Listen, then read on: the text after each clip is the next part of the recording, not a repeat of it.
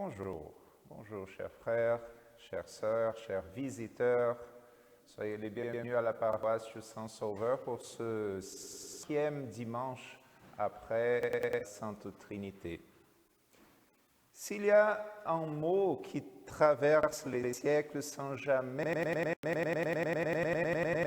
c'est bien celui de liberté. Des philosophes antiques aux chansons populaires d'aujourd'hui, de la Révolution française au débat contemporain, la liberté fascine, inspire. Savons-nous qu'elle était seulement le droit de faire ce que l'on veut sans entrave ni conséquence?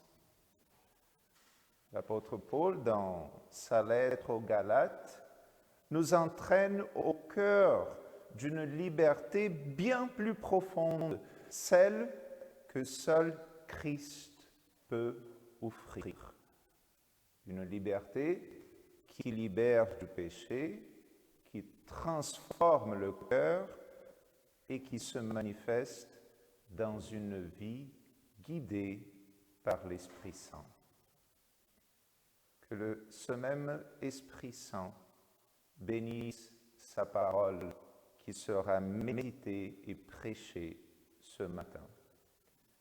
Notre premier cantique, 21-07. 21-07.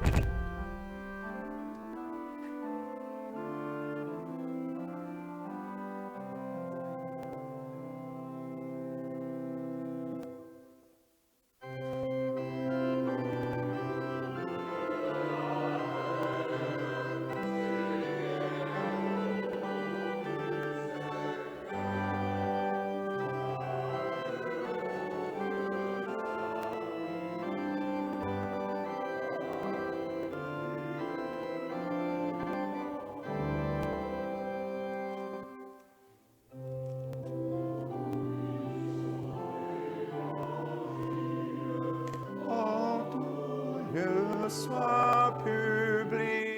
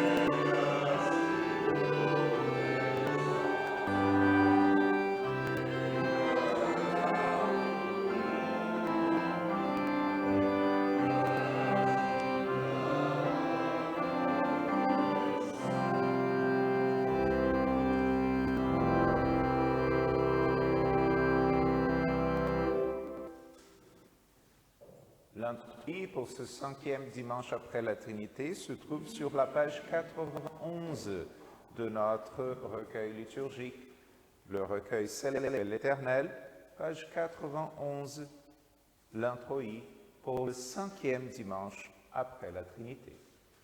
Levons.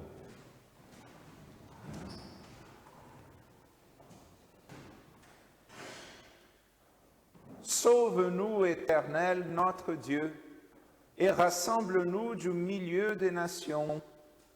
Ainsi, nous célébrerons ton saint nom.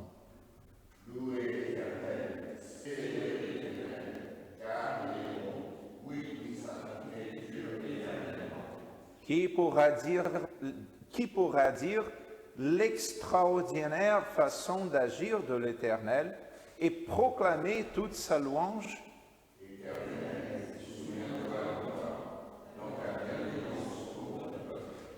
Interviens pour moi en accordant ton secours. Ainsi, je pourrai voir le bonheur de ceux que tu as choisis.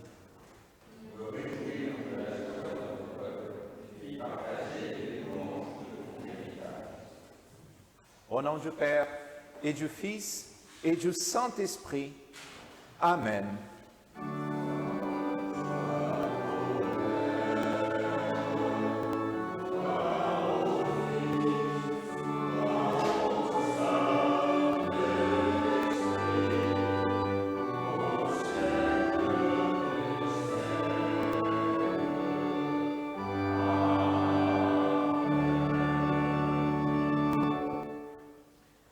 J'ai dit, je confesserai mes transgressions à l'Éternel.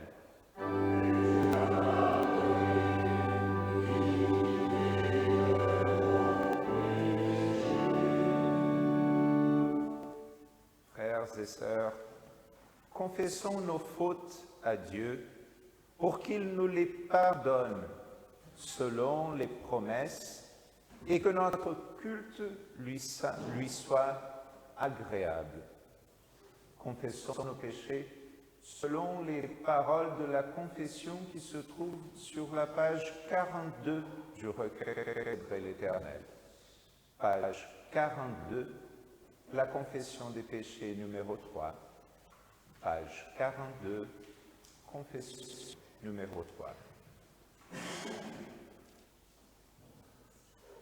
Dieu Tout-Puissant, notre Père céleste, nous avons péché contre toi et contre notre prochain, en pensée, en parole et en acte, par négligence, par faiblesse, par volonté délibérée. C'est notre faute et nous nous en repentons.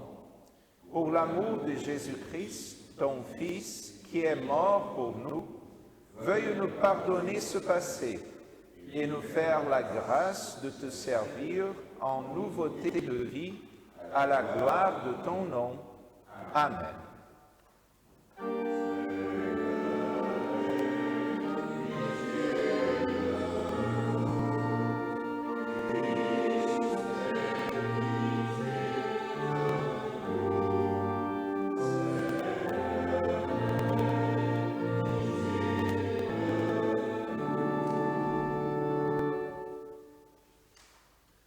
Frères et sœurs, confessez-vous sincèrement tous vos péchés.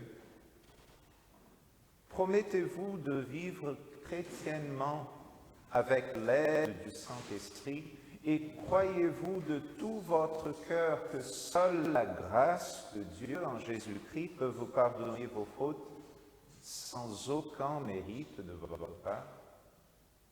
Alors, répondez par un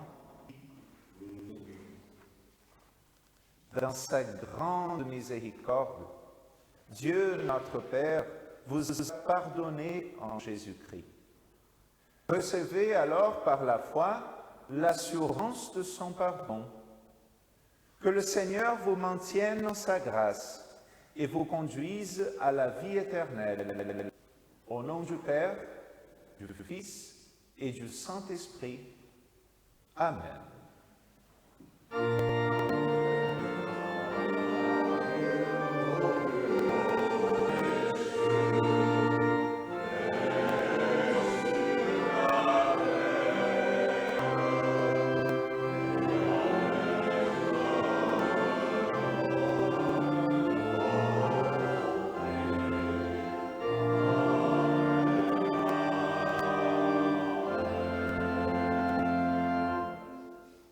Que le Seigneur soit avec vous.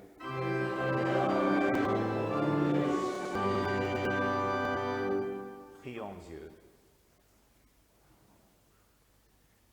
Dieu notre Père, dont l'Esprit nous rassemble en un seul corps, accorde-nous une seule et même pensée.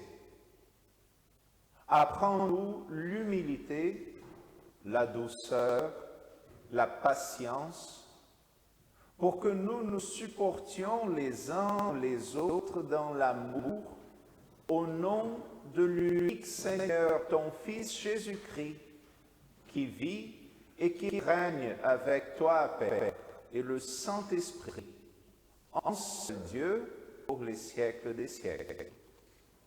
Amen.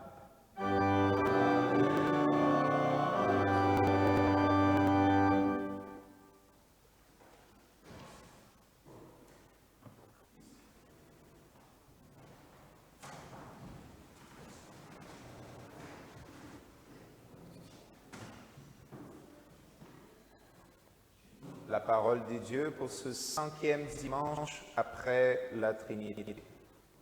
La lecture de l'Ancien Testament, premier livre des Rois, chapitre 19, versets 19 à 21.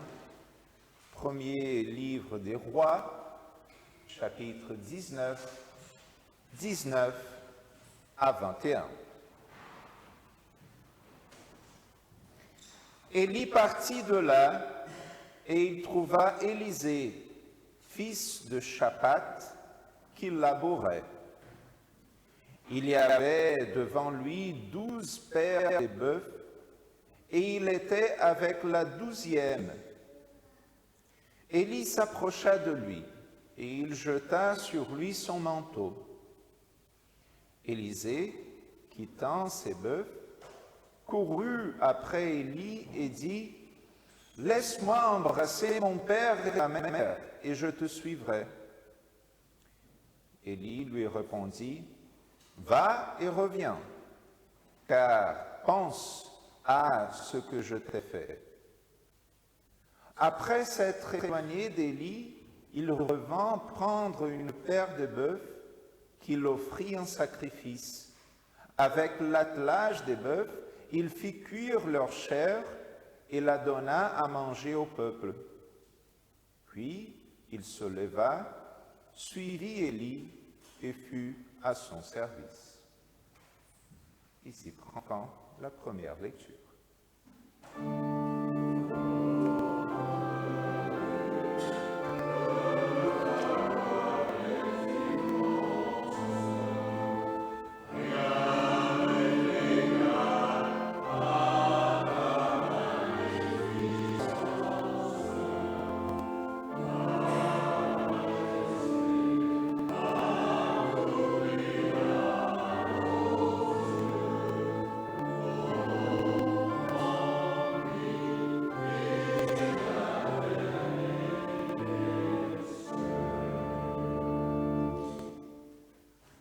L'épître du jour, lettre de Paul aux Galates, chapitre 5, versets 13 à 25.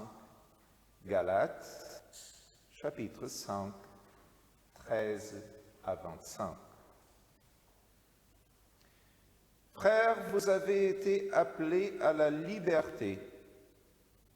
Seulement, ne faites pas de cette liberté un prétexte de vivre selon la chair, mais rendez-vous par amour serviteurs les uns des autres. Car toute la loi est accomplie dans une seule parole, celle-ci, tu aimeras ton prochain comme toi-même. Mais si vous vous mordez et vous dévorez les uns les autres, prenez garde que vous ne soyez détruits les uns par les autres. Je dis donc, marchez selon l'Esprit, et vous n'accomplirez pas les désirs de la chair. Car la chair a des désirs contraires à ceux de l'Esprit, et l'Esprit en a de contraires à ceux de la chair. Ils sont opposés entre eux, afin que vous ne fassiez point ce que vous voudriez. Si vous êtes conduits par l'Esprit, vous n'êtes point sous la loi. Or, les œuvres de la chair sont évidentes. Ce sont la débauche, l'impureté, le dérèglement, l'idolâtrie, la magie, les rivalités, les querelles, les jalousies, les animosités, les disputes, les divisions, les sectes, l'envie, l'ivrognerie, les excès de table et les choses semblables. Je vous dis d'avance, comme je l'ai déjà dit, que ceux qui commettent de telles choses n'hériteront pas le royaume des dieux. Mais le fruit de l'esprit, c'est l'amour, la joie, la paix, la patience, la bonté, la bienveillance, la foi, la douceur, la maîtrise de soi. La loi n'est pas contre ces choses. Ceux qui sont à Jésus-Christ ont crucifié la chair avec ses passions et ses désirs. Si nous vivons par l'Esprit, marchons aussi selon l'Esprit. Ici prend fin la lecture de l'Épître. Amen. Alléluia.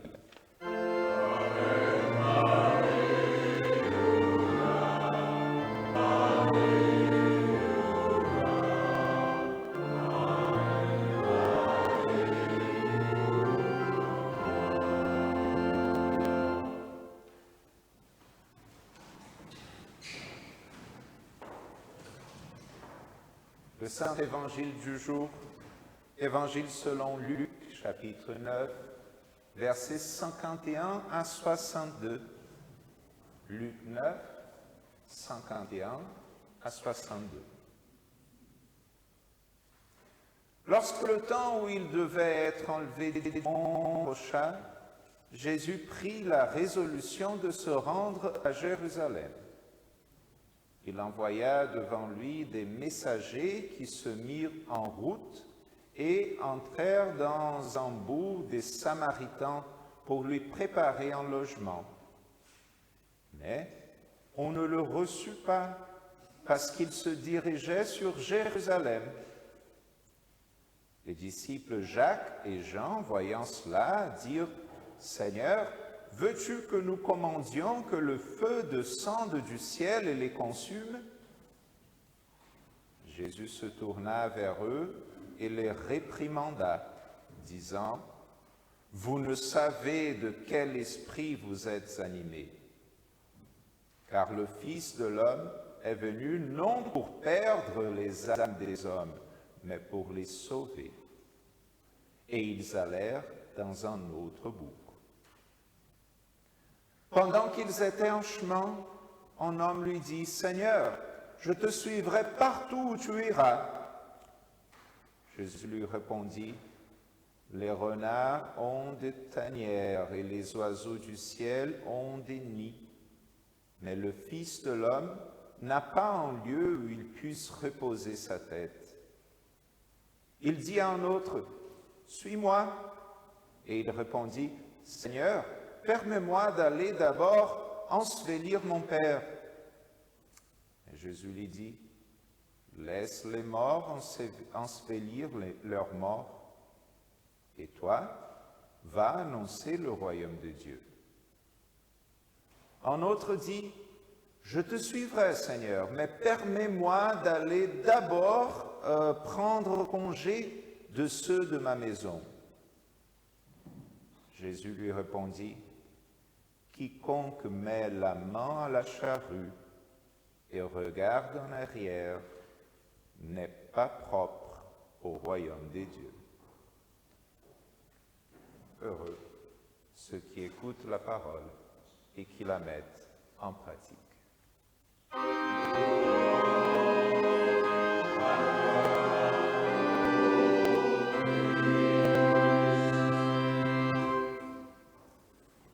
Avec l'Église universelle, confessons notre foi chrétienne selon les paroles du symbole apostolique. Je crois en Dieu, le Père Tout-Puissant, Créateur du ciel et de la terre. Je crois en Jésus-Christ, son Fils unique, notre Seigneur, qui a été conçu du Saint-Esprit et qui est né de la Vierge Marie. Il a souffert sous Ponce Pilate, il a été crucifié, il est mort, il a été enseveli. Il est descendu aux enfers. Le troisième jour, il est ressuscité des morts, il est monté au ciel, il siège à la droite de Dieu, le Père Tout-Puissant, et il viendra de là pour juger les vivants et les morts.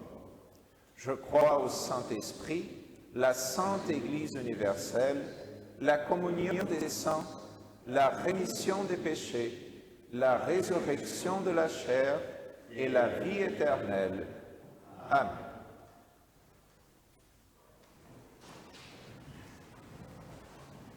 Le cantique 42 tiré de Célébrer l'Éternel nous prépare à la prédication du jour.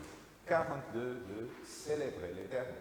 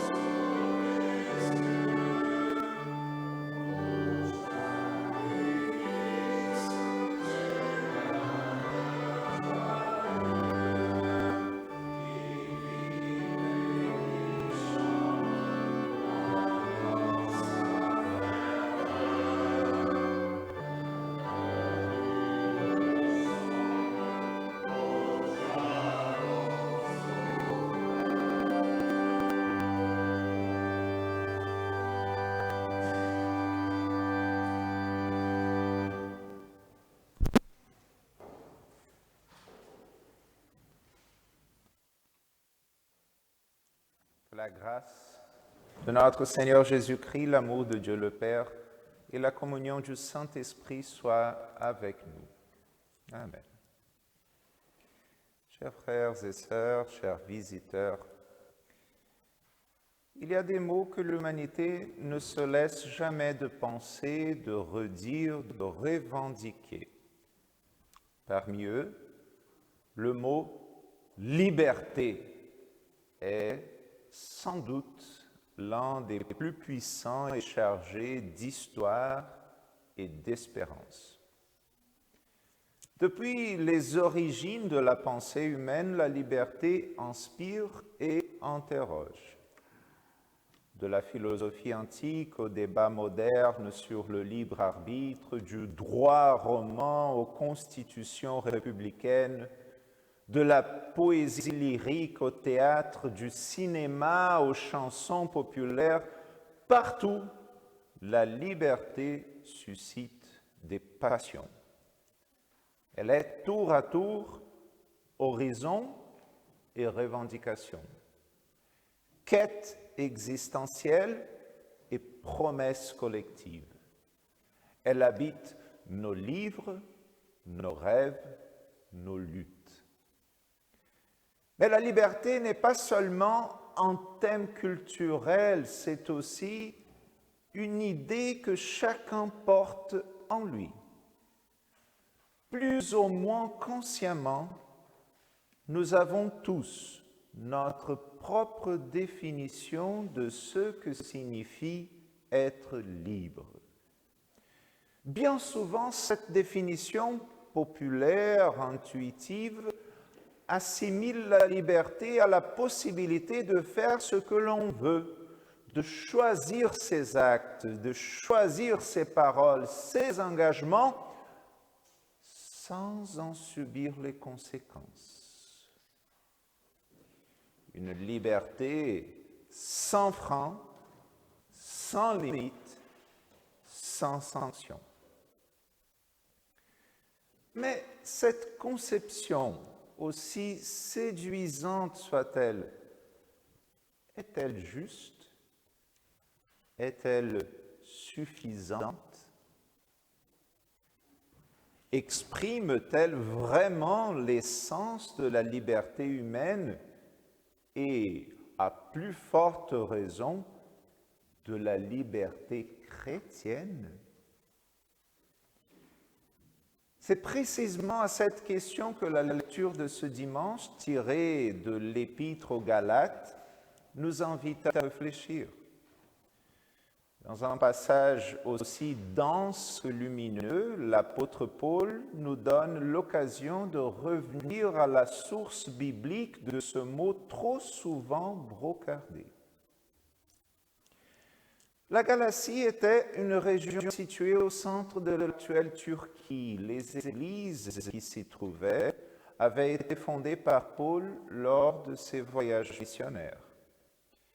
Ces jeunes communautés, composées en partie des croyants d'origine païenne, avaient accueilli avec joie le message d'un salut offert gratuitement par la foi seule en Jésus-Christ crucifié et ressuscité.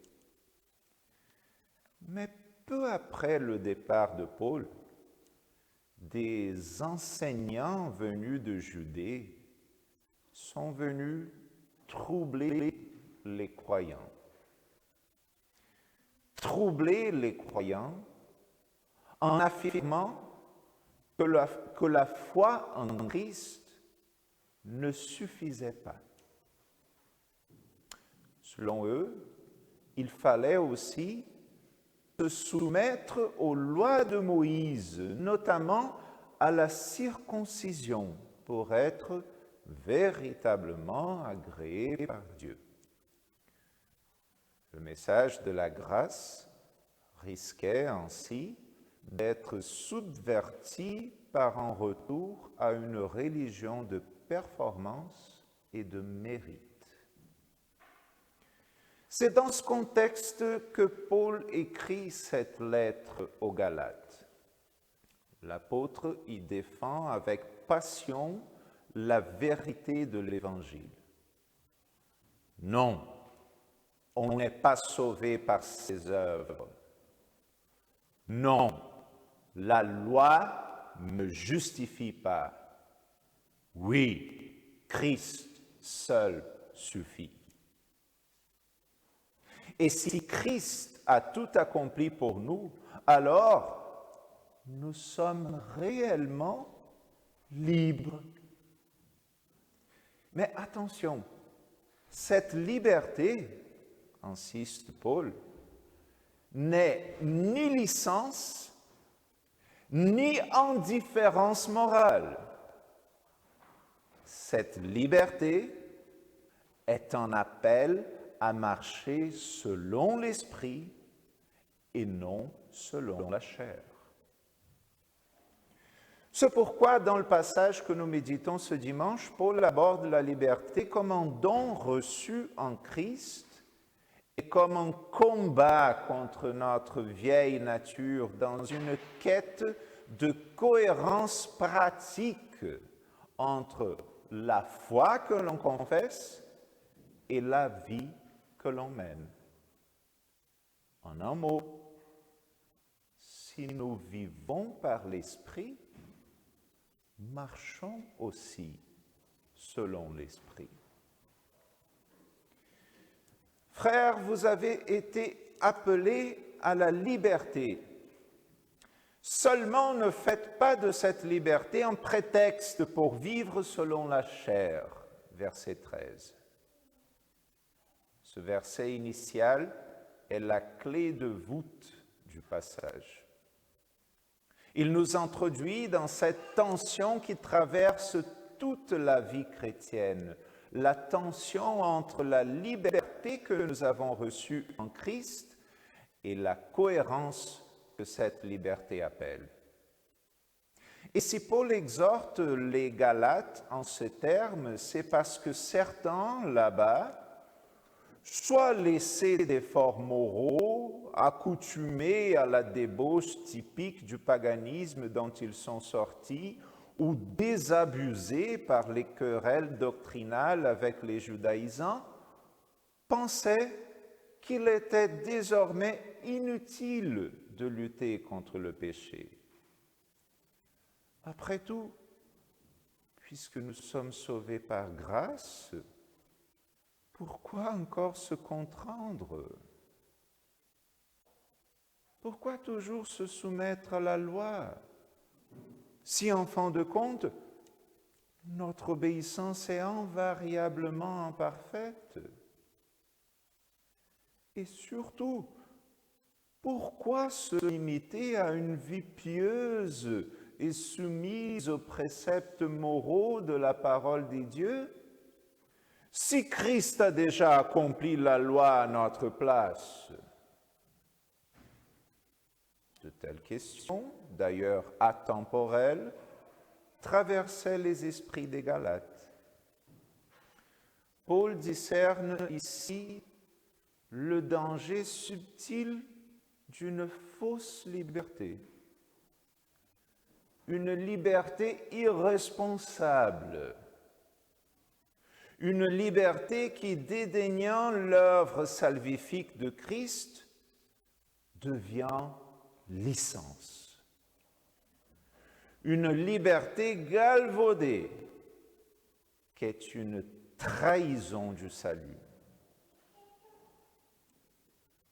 Il faut donc revenir sur le bon chemin et reconnaître l'incontournable tension que la liberté en Christ produit dans la vie du chrétien. Dans son traité de la liberté du chrétien, Martin Luther pose cette tension avec audace.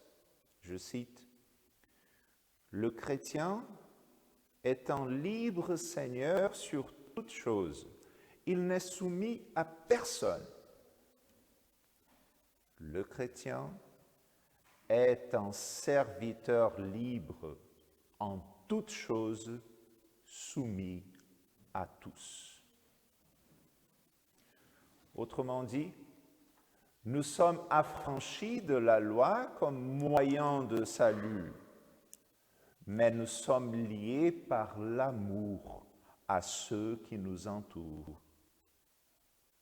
La liberté chrétienne n'est pas une autonomie égoïste, en tout va irresponsable, mais une délivrance du péché et de la condamnation, la libération de la peur, de la culpabilité, de l'angoisse de vouloir se justifier soi-même pour pouvoir désormais vivre une vie renouvelée, la vie de l'Esprit de Christ en nous, où l'on aime les uns aux autres comme Christ nous a aimés le premier.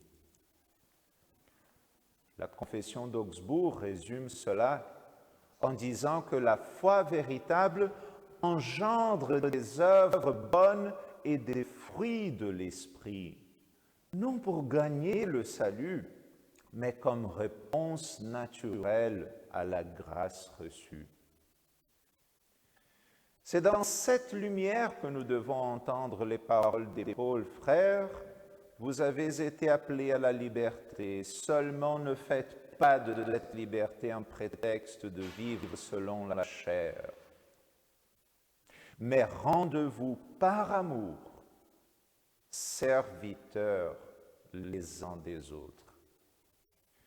Car toute la loi est accomplie dans une seule parole, celle-ci, tu aimeras ton prochain comme toi-même. Mais on ne le répétera jamais assez. Vivre dans cette liberté n'est pas un long fleuve tranquille. C'est pourquoi Paul enchaîne aussitôt. Marchez selon l'esprit et vous n'accomplirez pas les désirs de la chair. Verset 16. Il y a ici une vérité à la gravité dont il ne faut pas détourner le visage. La vie chrétienne est un combat intérieur et permanent. Même après avoir reçu la foi, même après avoir été baptisé, même nourri de la parole, la chair murmure encore. Elle cherche à reprendre le dessus, à justifier ses penchants, à se cacher derrière des excuses. Paul énumère les œuvres de la chair, l'impudicité, l'impureté, la débauche, l'idolâtrie, la magie, les inimités, les querelles, les jalousies, les animosités, les disputes, les divisions, les sectes, l'envie, l'ivrognerie, les excès de table et les choses semblables. Ce n'est pas une liste théorique, elle nous concerne, vous et moi, car ces péchés, qu'ils soient visibles ou secrets, sont autant des signes que la chair veut encore gouverner. Paul ne parle pas ici des fautes occasionnelles que nous confessons avec douleur, mais des pratiques persistantes, justifiées, revendiquées. Et il est catégorique, ceux qui commettent de telles choses n'hériteront pas du royaume de Dieu, car leur conduite fait état de leur manque de repentance. Or, celui qui ne se repent pas sincèrement de ses péchés ne peut pas s'ouvrir non plus à la grâce de Christ. Chaque arbre se reconnaît à son propre fruit, dit Jésus. On ne cueille pas des figues sur des épines, et l'on ne vendange pas des raisins sur des ronces. Mais là où l'Esprit Saint habite, il produit ses fruits. Paul les décrit ainsi, les fruits de l'esprit. L'amour, la joie, la paix, la patience, la bonté, la bienveillance, la fidélité, la douceur, la maîtrise de soi. Et remarquez, il n'est pas dit « efforcez-vous de produire ces qualités ». Paul dit simplement « voici ce que l'Esprit produit lorsque vous lui laissez place ». Ces fruits ne viennent pas de nos efforts moraux, ni de notre prétendu beau caractère, mais de l'Esprit qui agit en nous, renouvelant notre discernement à travers la parole des dieux. Ces fruits ne se voient pas dans les grands discours, au contraire, ils ont tendance à être muets, quoique bien visibles dans les gestes quotidiens. Et Paul ajoute, contre de telles choses, il n'y a pas de loi. Autrement dit, ce fruit est l'expression même de la volonté de Dieu. Il ne peut pas être imité ni simulé durablement. Il est le signe d'un cœur transformé par la grâce. Et maintenant viennent deux versets qui méritent toute notre attention, car c'est ici que se concentre la cohérence chrétienne.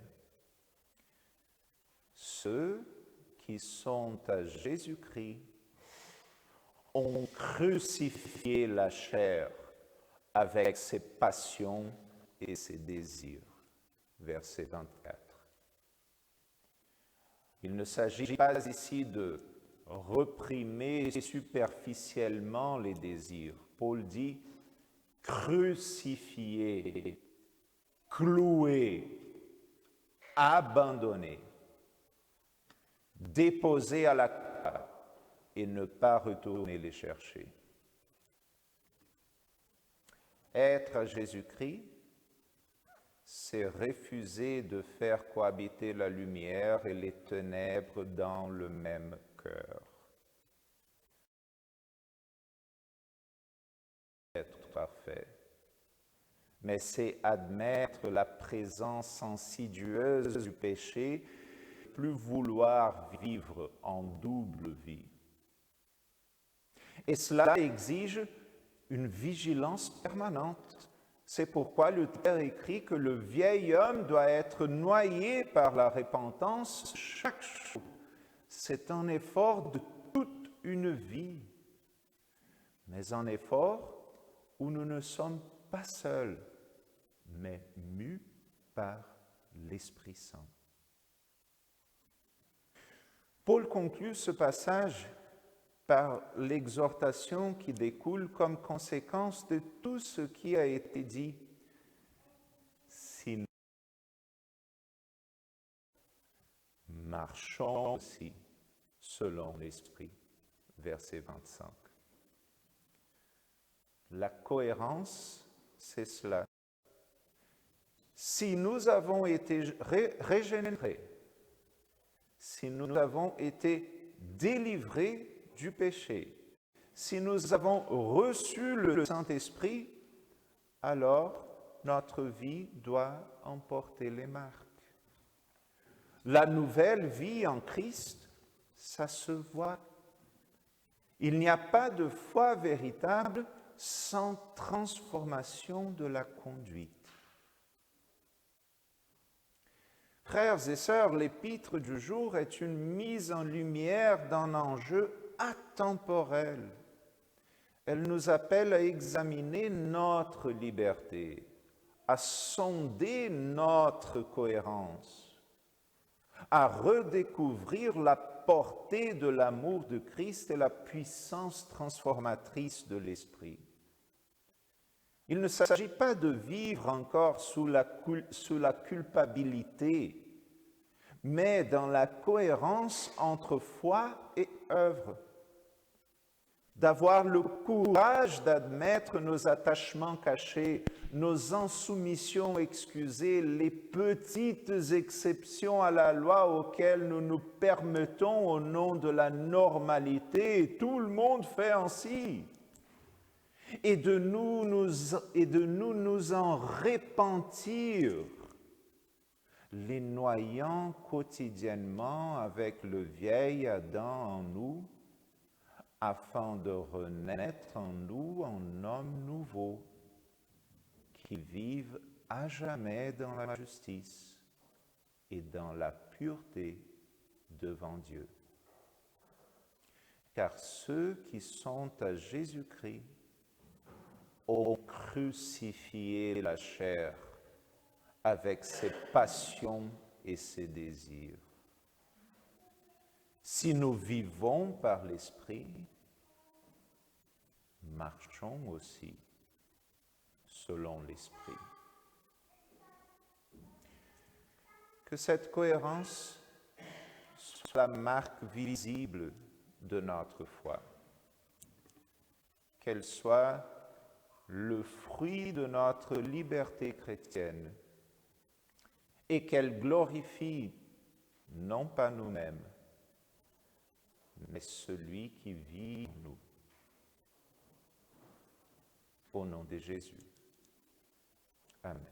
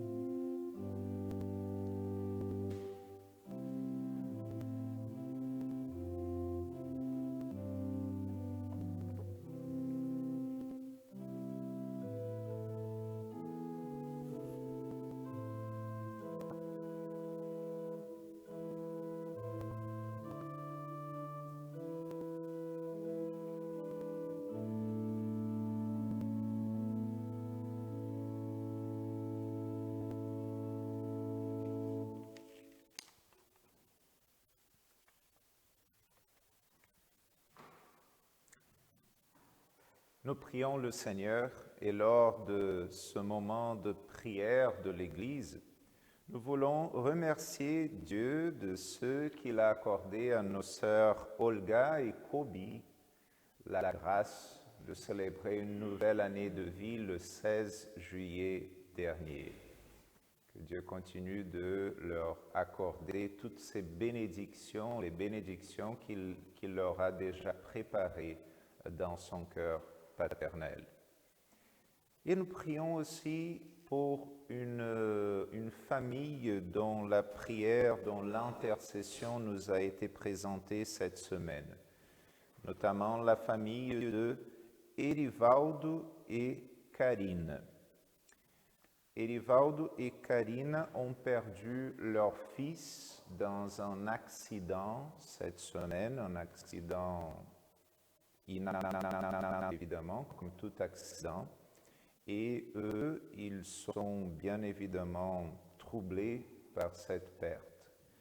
Prions le Seigneur donc que Erivaldo et Karine, ainsi que toute leur famille, soient consolés après ce décès inattendu, même violent, de leur enfant. Prions le Seigneur.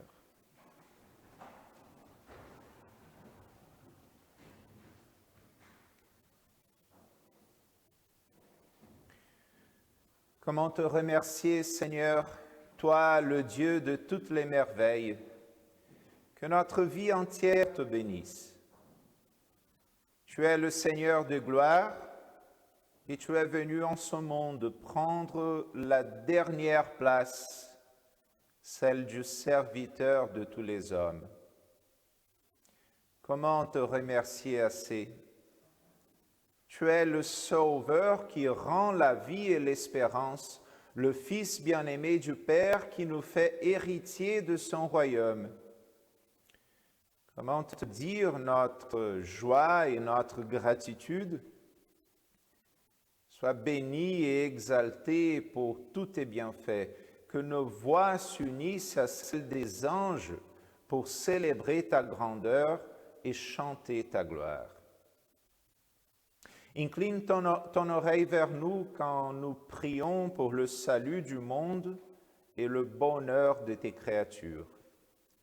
Que le témoignage de ton Église vibre de ferveur et de joie et attire à toi beaucoup de convertis.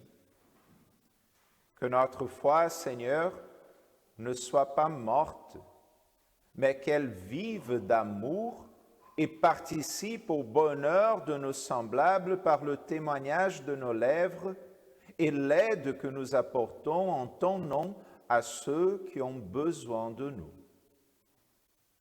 Prends la défense de ceux qui souffrent de la persécution à cause de toi et pour toute autre cause juste, et soulage ceux qui sont torturés dans le cœur ou dans le cœur. Nous te prions pour les nations qui aiment la guerre et les hommes qui vivent de violence. Brise leurs mauvais desseins, apaise leur convoitise. Fais que le privilégié en argent, en pouvoir et en science mettent leurs privilèges au service de leurs prochains. Exauce, enfant, dans ta bonté les vœux secrets de notre cœur, s'ils sont conformes à ta volonté et nous sont salutaires. Que ta bonne et miséricordieuse volonté se fasse en tout temps, car tu es Dieu et nous ne sommes que tes créatures. Reconforte et console la famille de Erivaldo et Karine, suite au décès inattendu et violent de leur enfant. Accorde à ces parents-là, ainsi qu'à toute la famille, les consolations qui ne viennent que de toi seul, par le pouvoir de ton esprit. Bénis aussi, nous t'en supplions, nos sœurs Olga et Kobi, elles, qui ont célébré toutes deux l'anniversaire le 16 juillet. Accorde-leur toutes les bénédictions que tu leur as déjà préparées, Seigneur notre Père, et que cette nouvelle année de vie soit pour elles pleine de bonnes réalisations et de bonheur. Nous confessons que ta bonté est grande et que ta miséricorde dure éternellement. Ta fidélité est inébranlable comme les montagnes. C'est pourquoi nous élevons nos cœurs à toi et proclamons qu'à toi appartiennent dans tous les siècles des siècles la gloire et la louange en Jésus-Christ. Amen.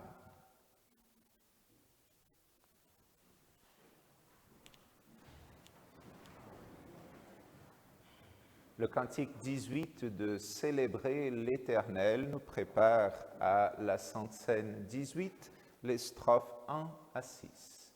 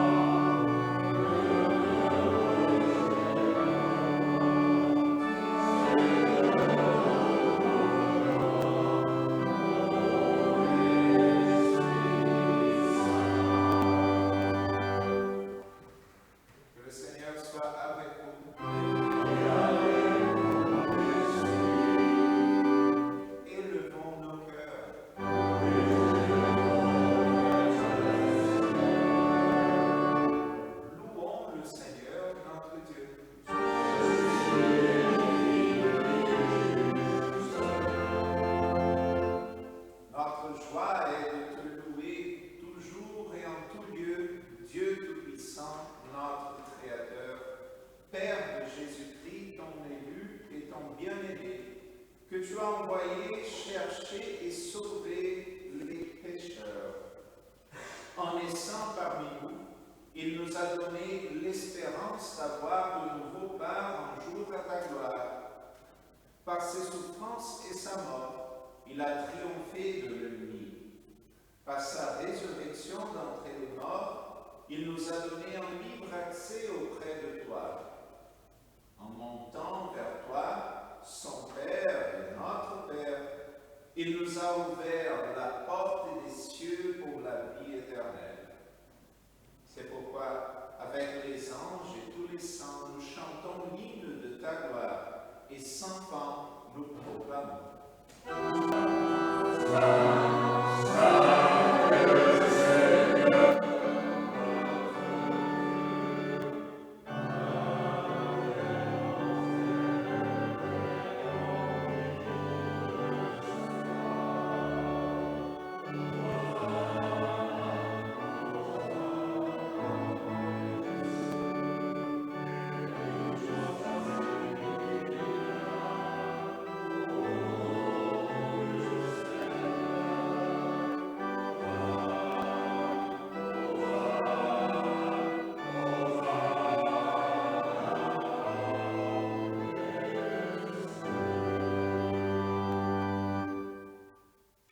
Notre Père, qui es aux cieux, que ton nom soit sanctifié, que ton règne vienne, que ta volonté soit faite sur la terre comme au ciel.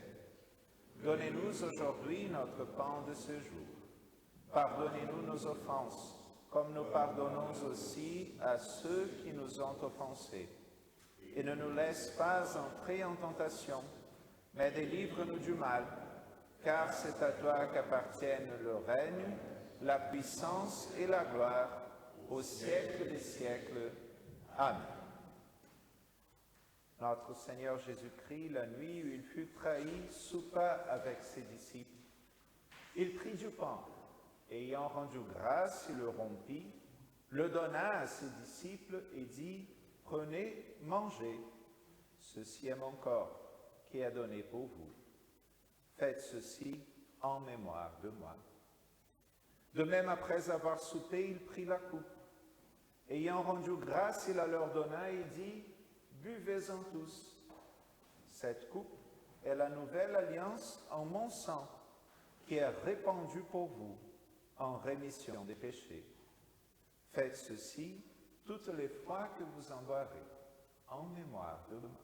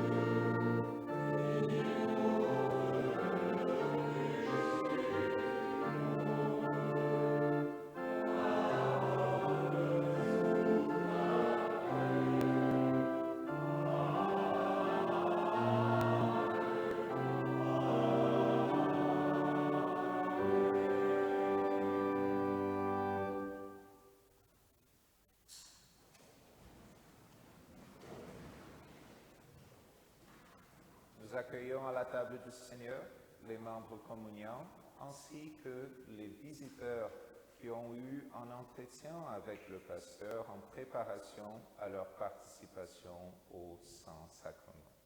Venez, car faites-vous.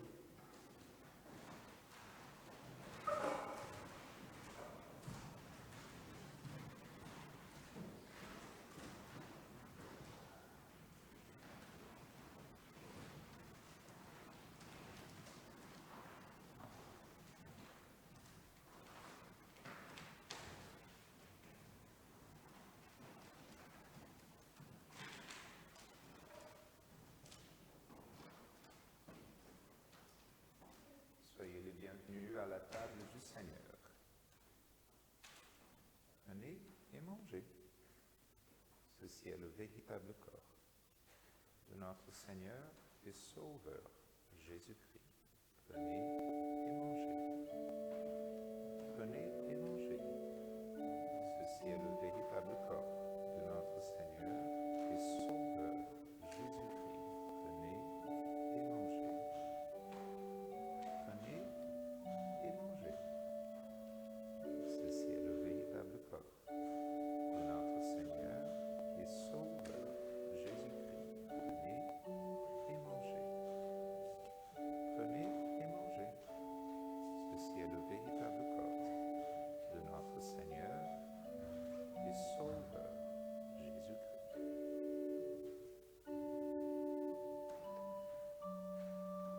Prenez aussi et buvez. Ceci est le véritable sang de notre Seigneur et Sauveur Jésus-Christ, le sang de la nouvelle alliance, qui a été répandu sur la croix pour le pardon de nos péchés. Prenez et buvez. Ceci est le véritable sang de notre Seigneur et Sauveur Jésus-Christ. Prenez et buvez. Ceci est le véritable sang de notre Seigneur et Sauveur Jésus, le sang de la nouvelle alliance, qui a été répandu sur la croix pour le pardon de nos péchés. Prenez et buvez. Prenez et buvez.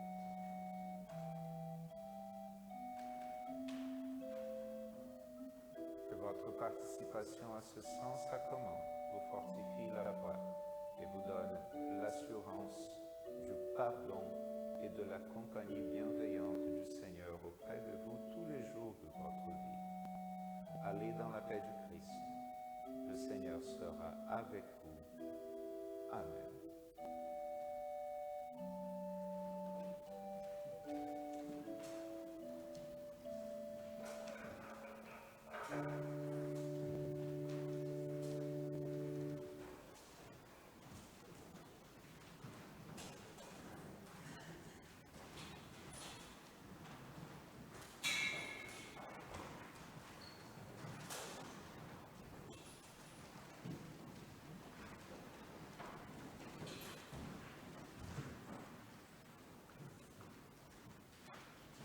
Soyez les bienvenus à la table du Seigneur.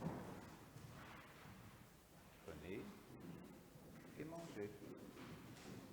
Ceci est le véritable corps de notre Seigneur et Sauveur Jésus.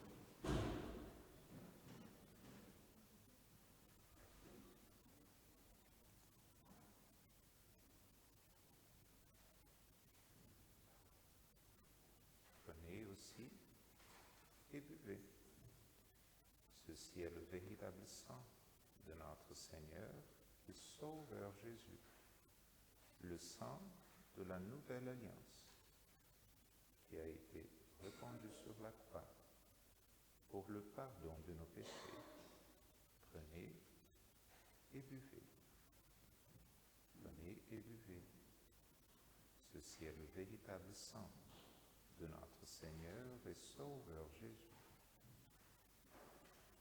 Votre participation à ce saint sacrement vous fortifie la foi et vous donne l'assurance du pardon et de la compagnie bienveillante du Seigneur auprès de vous tous les jours de votre vie. Allez dans la paix du Christ. Le Seigneur sera avec vous. Amen.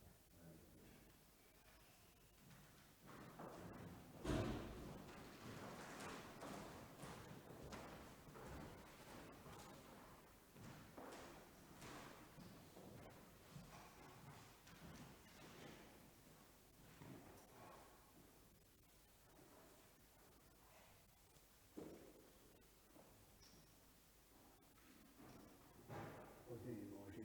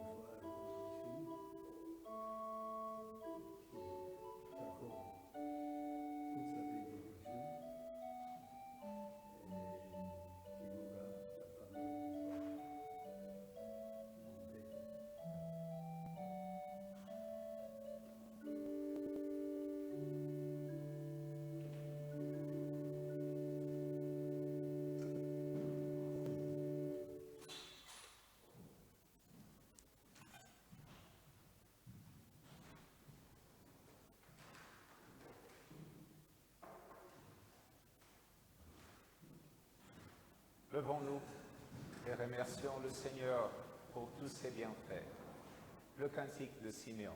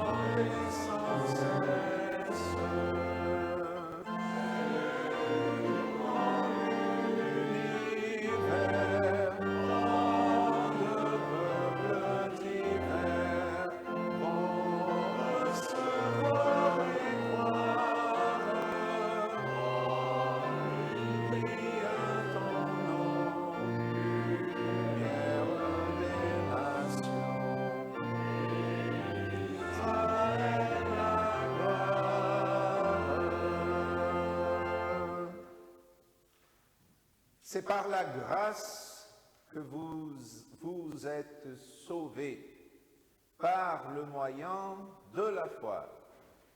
Et cela ne vient pas de vous, c'est le don de Dieu. Éphésiens 2, verset 8. Prions Dieu et rendons-lui grâce. Dieu notre Père, dans cette communion, tu nous fais éprouver de quel amour Christ nous a aimés. Ton salut nous réjouit, Seigneur, et nous t'en rendons grâce. Fais de notre vie un écho de celle de ton Fils, qui fut offerte pour tous les êtres humains, et lui-même nous recevra dans son royaume pour les siècles des siècles. Amen.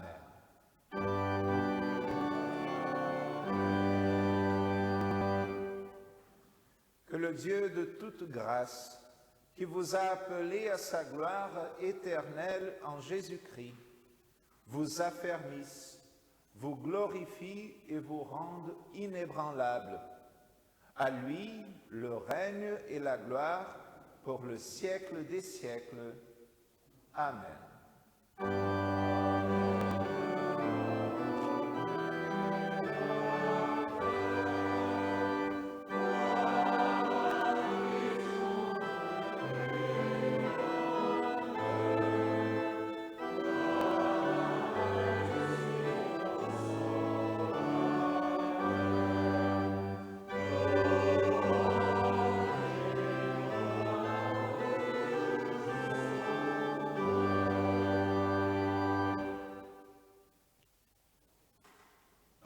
Dernier cantique, 47, toujours du recueil Célébrer l'Éternel, 47.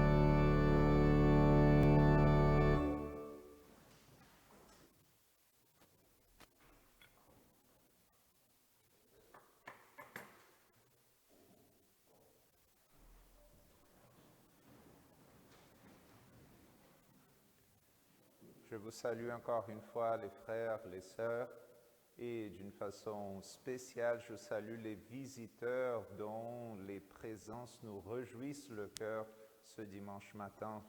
Nous avons la sœur de Claudia qui nous rejoint ce dimanche matin et qui nous accueillons chaleureusement. Nous avons aussi la madame qui était déjà là avec nous la semaine dernière et qui se fait accompagner de son enfant, à qui nous saluons très chaleureusement de sa présence ce dimanche matin ici dans l'église. Que Dieu vous bénisse à toutes et à tous, et en vous accordant aussi un bel été. Nous, de notre côté, nous partons en vacances samedi prochain et nous rentrons le 30 août. Donc, les cultes pendant cette période, ils seront assurés de la manière suivante. Le 27 juillet, le culte sera assuré par Charles Schmitt et Luc Pintran. Le 3 août et le 10 août, ils seront assurés par Martin Bellamébi. Je remercie dès à présent nos frères qui se sont portés volontaires pour assurer ces cultes pendant les vacances pastorales. Malheureusement, nous n'avons pas de remplaçant pour les cultes du 17 et du 24 août. Donc, il n'y aura pas de culte ici dans la paroisse. Nous vous invitons à rejoindre la paroisse sœur de Châtenay-Malabry pour leur culte à 10h30 du matin. Donc, les cultes restent assurés à Paris le 27 juillet, le 3 août, le 10 août, mais pas le 17 ni le 24 août. Ces 2 jours-là, je vous invite à rejoindre notre paroisse sœur en région parisienne à Châtenay-Malabry. Encore une fois, je vous souhaite un bel été. J'espère vous revoir toutes et tous à la rentrée pour le culte du 31 août. Dieu vous bénisse, Dieu vous garde. Bon dimanche.